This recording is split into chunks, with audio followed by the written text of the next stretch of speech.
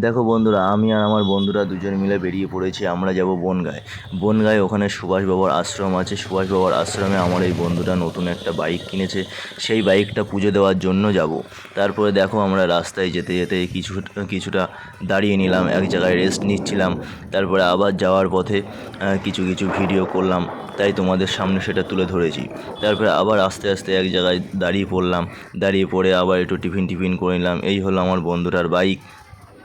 তারপরে আবার আমরা আস্তে আস্তে ওখান থেকে টিফিন করে তারপরে আবার বেরিয়ে পড়লাম। আমরা যাব ডাইরেক্ট বনগাঁয় সুভাষ বাবার আশ্রম। এই সুভাষ বাবার আশ্রমে অনেক ভক্তবৃন্দরা আসে, যাদের এই স্থানটা একদম পুরো শান্তির জায়গা, পুরো নিরালা নিস্তব্ধ জায়গা, যেখানে গেলে তোমার মন শান্ত হয়ে যাবে। তা আমি গিয়েছিলাম, তারপরে আমরা সবাই বসেছিলাম। অনেক ভক্তবৃন্দরা দেখো সবাই বসে আছে। সবার অনেক প্রবলেম আছে, জটিল রোগ থাকে, তারা সেই উদ্দেশ্যে সেখানে যায়, বাবার নামে জল খায়।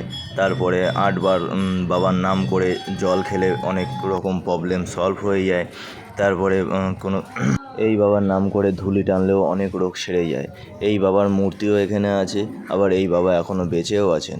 সেই বাবাকে এখন সবাই প্রণাম করে, পুজো করে, ভক্তি ভরে পুজো করে।